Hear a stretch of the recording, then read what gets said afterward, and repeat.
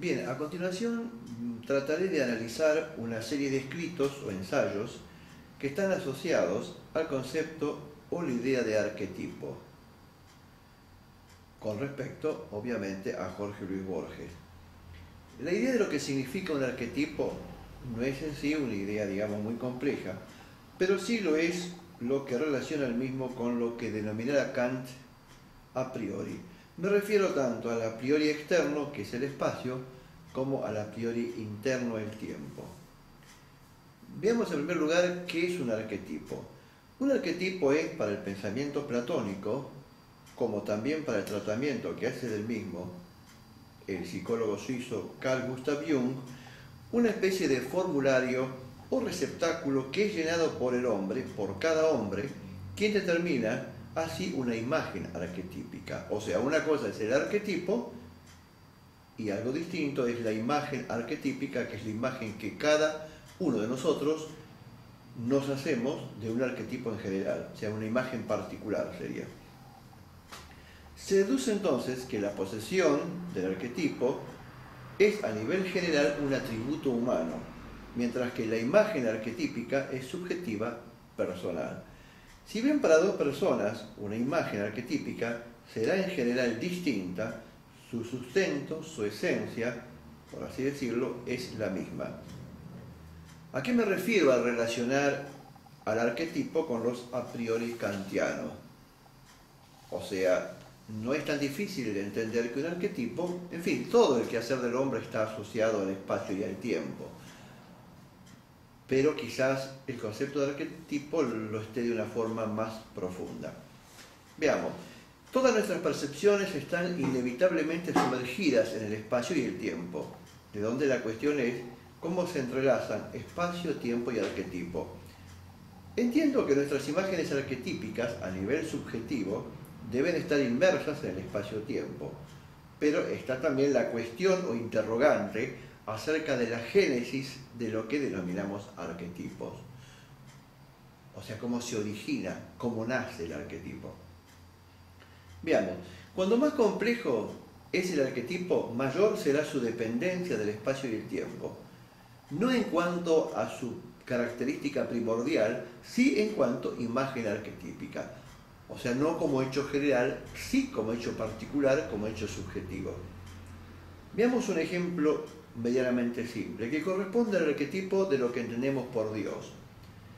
En distintos espacios, pero en la misma época o tiempo, un lugar de Asia y otro de Europa, dos habitantes tendrán, sin lugar a duda, imágenes arquetípicas notoriamente diferentes.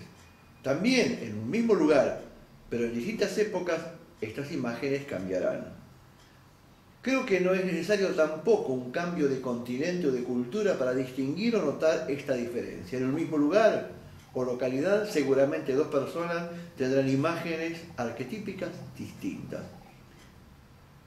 Más aún, la misma persona en momentos distintos de su vida tendrá imágenes arquetípicas diferentes. Estoy parafraseando a Heráclito, ¿no? Entendiendo que una persona en distintos momentos de su vida será distinta en distintos momentos. Pero otra idea le preocupa a Borges, y es lo que se refiere a los conceptos inherentes en cuanto a comprensión y extensión. ¿Será el arquetipo en su esencia inmutable a través de los tiempos y los espacios, o de alguna manera extraña y como consecuencia de la aparición de esta imagen arquetípica en cada individuo, el arquetipo no solo irá creciendo en su extensión, sino también irá enriqueciéndose al fortalecerse en su comprensión? El misterio de la conexión arquetipo-espacio-tiempo es, creo, la idea fundamental en el siguiente escrito de Jorge Luis Borges, denominado Acerca de Kafka y sus predecesores. Veamos. Relacionar a las aporías de Zenón de Elia con el castillo de Kafka pareciera casi imposible en una primera instancia, pero sin embargo, la primera de las aporías produce la perplejidad con respecto al movimiento. De acuerdo a ella, o bien el movimiento no existe, o bien para llegar o acceder a un determinado lugar debemos estar en un continuo movimiento, esto es, un tiempo infinito. recordando quizá la primera aporía de Zenón de Elia y posiblemente la más importante, en donde él dice que para ir de un lugar hacia otro debemos pasar antes por el punto medio, y antes de llegar a ese punto medio debemos pasar por la mitad entre el origen y el punto medio, o sea, sería la cuarta parte, y antes de la cuarta la octava, y antes de la octava la 16ª parte, y antes la 32, y antes la 64, o sea, a nivel de, digamos, de entender una unión, una relación, una conexión entre el espacio como algo lineal y el conjunto de los reales, me refiero al conjunto infinito, está claro que entre dos puntos, A y B, separados por una distancia cualquiera, y esto es importante, los infinitos puntos nos harían recorrer infinitas mitades, lo que en un principio pareciera que implicaría eso un infinito tiempo, cosa que no es así, porque a partir de la teoría de series ya sabemos que si la velocidad con la que una persona recorre un espacio es constante, en algún momento esa persona va a recorrer cualquier espacio determinado. Y hay dos formas de demostrarlo. Una forma física, calculando tiempo como espacio sobre velocidad. Si la velocidad es constante, el espacio es un número fijo, el tiempo también va a ser una constante. Y otra forma, como una suma, digamos, de series, sumando, supongamos, un medio, más un cuarto, más un octavo, esta suma da en definitiva 1, que es la distancia total. Pero bueno, esto está relacionado indudablemente con Kafka. Borges supone, y bien, que una lectura de Kafka afina y mejora el sentido de la aporía citada, pero la acción es recíproca. También la lectura de Kafka no es la misma a partir de Zenón. O sea, recordar el castillo, una persona tiene que llegar a un lugar y nunca llega. Es la idea fundamental en los escritos de Kafka. Algo tiene que pasar, pero nunca pasa. Una persona tiene que cubrir una distancia, nunca la cubre. Es decir, es como que no solamente el espacio no puede recorrerse, ningún espacio, dado que se necesitaría teóricamente un infinito tiempo, y si no se puede recorrer ningún espacio, entonces el movimiento no existe. Fíjense entonces la doble acepción de esta aporía de Zenón de Elia. O bien una persona tiene que estar en continuo movimiento para llegar a un lugar al que nunca llega, o bien de lo contrario, como nunca puede llegar a ningún lugar, esa persona nunca puede moverse, por lo tanto esa persona está en reposo eternamente. La idea de este ensayo supone el conocimiento de lo que significa un arquetipo, recordando que Jung, el psicólogo suizo, los utiliza en sus teorías, y también que la idea es anterior en Platón, como así también en el pensamiento egipcio. Existe, sin embargo, una sutil diferencia entre Jung y sus predecesores. Para Jung, como psicólogo, el arquetipo es de responsabilidad exclusivamente humana. Para los otros, Platón y egipcios, la naturaleza del arquetipo es ontológica, y esto significa una conexión entre hombre y divinidad o divinidades.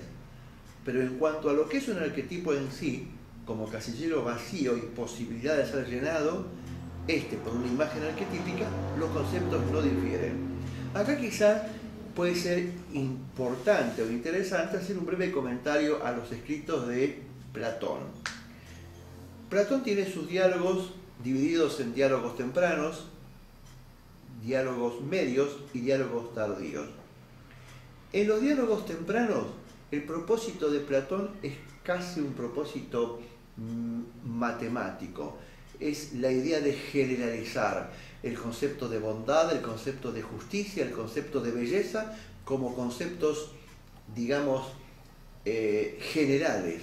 Lo general de algo, acceder a lo general a partir del particular. O sea, un caballo es bello, una mujer es bella, entonces está el concepto de belleza, esa es la idea de Platón. La justicia es otro, digamos, de los arquetipos. Es decir, la idea de llegar a lo general es la idea de entrar en la esencia del arquetipo. El arquetipo es lo general, que engloba a todos los particulares.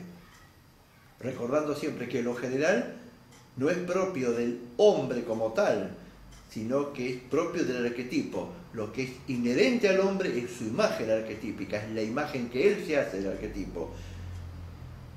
Es decir, nadie sabe qué significa el arquetipo de Dios. Cada uno tiene una imagen arquetípica de Dios. Eso es lo subjetivo. Eso es lo que trata el primero de los trabajos de Platón, los diálogos tempranos. Es por eso que muchas veces se dice que los matemáticos somos platónicos. Somos platónicos en cuanto a que buscamos la generalización o la ley general. Pero ahí no se agota el trabajo de Platón. Están los diálogos medios.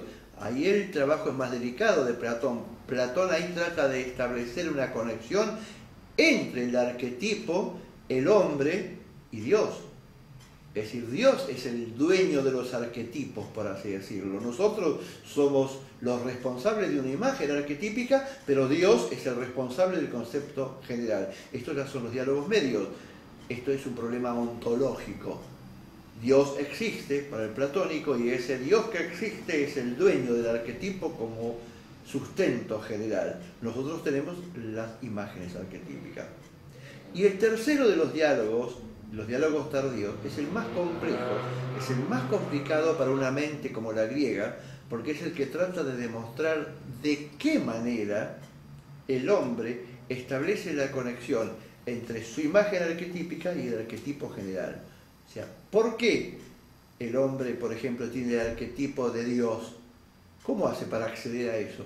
Su imagen arquetípica es una consecuencia, es un atributo de él, pero ¿cómo llega él a ese concepto? El asunto no es tan simple. ¿Cómo llega el hombre a ese concepto? Es una unión entre su pensamiento y la esencia de lo que significa el arquetipo en Dios. Esos son los diálogos tardíos. El problema no es un problema solamente de Platón. El problema ya viene de Sócrates y en realidad el problema es anterior. El problema aparece en Parménides, porque es Parménides quien trata de justificar de alguna manera que nosotros estamos conectados a Dios a través de la idea del arquetipo. Bien, un análisis de este sucinto pero complejo e interesante, digamos, tema, impone, creo, 3 cuestiones de índole no menor.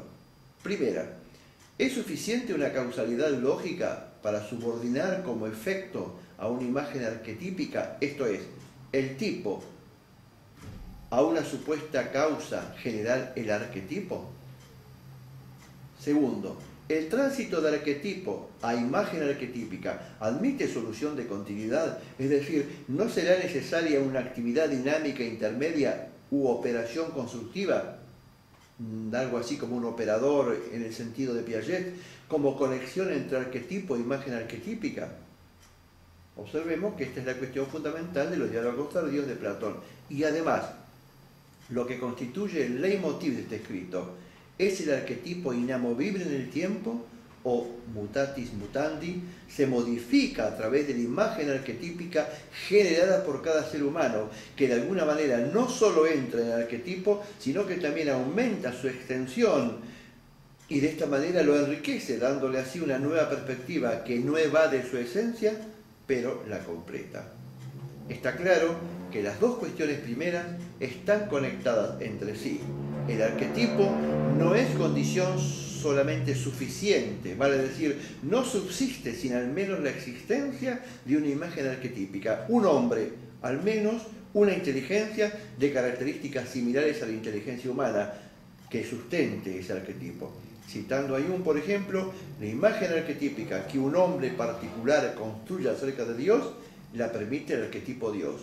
Es evidente que la relación entre la imagen arquetípica construida por un hombre y el arquetipo es más compleja que un simple condicional lógico. A lo sumo, se podría aceptar una equivalencia lógica entre ambas.